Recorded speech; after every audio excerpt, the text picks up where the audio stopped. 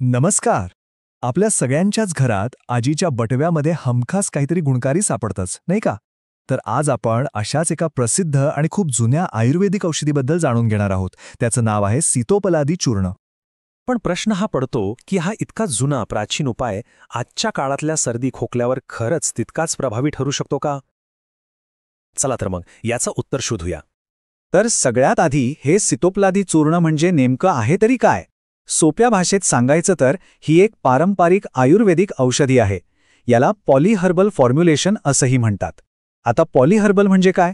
तर अनेक औषधी वनस्पती एकत्र करून बनवलेलं चूर्ण. आणि सगळ्यात भारी गोष्ट म्हणजे याची चव गोड असते. त्यामुळे काय होतं की लहान मुलांपासून ते अगदी मोठ्यांपर्यंत सगळेच ते सहज घेऊ शकतात. बरं, आता आपण म्हटलं की हे पॉलीहर्बल आहे, म्हणजे यात अनेक घटक आहेत. मग प्रश्न येतो की यात असं नेमकं काय काय आहे? कोणती अशी जादू आहे या मिश्रणात जी याला इतकं प्रभावी बनवते? याचं उत्तर आहे एका आकड्यात. आणि तो आकडा म्हणजे 5. हो, अगदी बरोबर. सीतोपलादी चूर्ण म्हणजे फक्त 5 मुख्य घटकांचं एक अगदी अचूक, परफेक्ट मिश्रण. आणि गंमत म्हणजे यातल्या प्रत्येक घटकाची भूमिका खूप खास आहे. चला तर मग बघूया हे 5 घटक कोणते आहेत. सगळ्यात पहिला आणि महत्त्वाचा घटक आहे सीतोपला, म्हणजेच आपली खडीसाखर. ही या चूर्णाला त्याचा गोडवा आणि थंडावा देते. मग आहे वंशोलोचन, जे फुफ्फुसांमध्ये अडकलेला कफ मोकळा करायला मदत करतं. तिसरा घटक आहे पिप्पली, जी श्वसन आणि पचन या दोन्ही प्रणालींवर काम करते. चौथा घटक इला, म्हणजे वेलची, जी खोकला कमी करते. आणि शेवटचा 5वा घटक आहे त्वक, म्हणजे दालचिनी, जी जंतुसंसर्गाला आळा घालते. म्हणजे बघा, हे 5ही घटक जेव्हा एकत्र येतात तेव्हा एक जबरदस्त शक्तिशाली मिश्रण तयार होतं. बरं, मग या 5 घटकांची ताकद फक्त सर्दी खोकल्यापुरतीच मर्यादित आहे का? अजिबात नाही. चला बघूया हे चूर्ण आपल्या आरोग्यासाठी अजून काय काय करू शकतं. सगळ्यात पहिला आणि सर्वात महत्त्वाचा फायदा आहे तो श्वसन संस्थेसाठी. मग तो सुका खोकला असो किंवा कफवाला, दोन्ही प्रकारच्या खोकल्यावर हे चूर्ण एकदम गुणकारी आहे. एवढंच नाही तर सर्दी, फ्लू, ॲलर्जी आणि अगदी दमा किंवा ब्रॉन्कायटिस सारख्या थोड्या गंभीर समस्यांमध्येही याचा उपयोग होतो. आता श्वसनसंस्थेनंतर वळूया पचनसंस्थेकडे. हे चूर्ण तिकडेही खूप फायदेशीर आहे.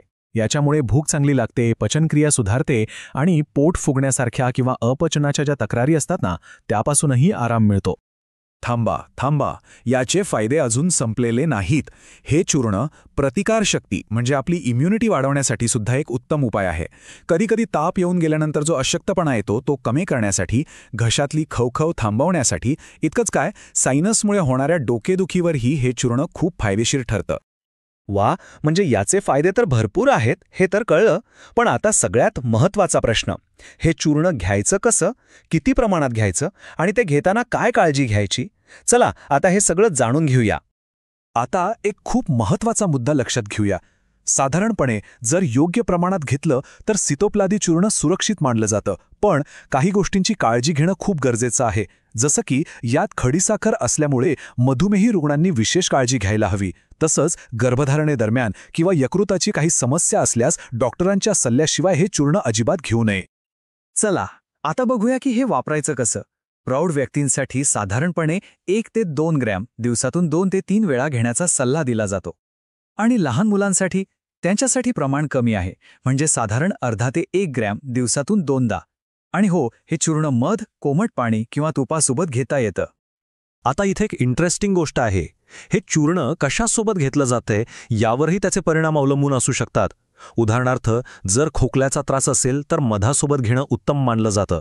पचनाच्या काही समस्या असतील तर कोमट पाण्यासोबत, आणि अशक्तपणा घालवण्यासाठी तुपासोबत घेण्याचा सल्ला दिला जातो. अर्थात सगळ्यात उत्तम म्हणजे कोणत्याही आयुर्वेदिक डॉक्टरांचा सल्ला नक्की घ्यावा. बरं, तर या सगळ्या माहितीनंतर आपण काय शिकलो? चला या सगळ्याचा आढावा घेऊया. अगदी थोडक्यात सांगायचं झालं तर सीतोपलादी चूर्ण म्हणजे खोकला, सर्दी, पचन आणि प्रतिकारशक्ती या सगळ्यांवर चालणारा एक अत्यंत प्रभावी आणि काळाच्या कसोटीवर सिद्ध झालेला आयुर्वेदिक उपाय आहे. आणि जाता जाता एक गोष्ट नक्की लक्षात ठेवा, याचा वापर विशेषतः ऋतुबदलाच्या वेळी होणाऱ्या इन्फेक्शनसाठी कमी कालावधीसाठी करणं सर्वोत्तम ठरतं.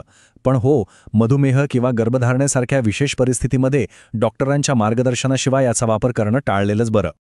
आणि शेवटी एक विचार करण्यासारखा प्रश्न, सितोपलादी चूर्णासारखे असे प्राचीन उपाय आपल्या आजच्या आधुनिक जीवनशैलीतल्या आरोग्याच्या समस्यांकडे पाहण्याचा आपला दृष्टिकोन बदलू शकतात का? यावर नक्की विचार करायला हवा.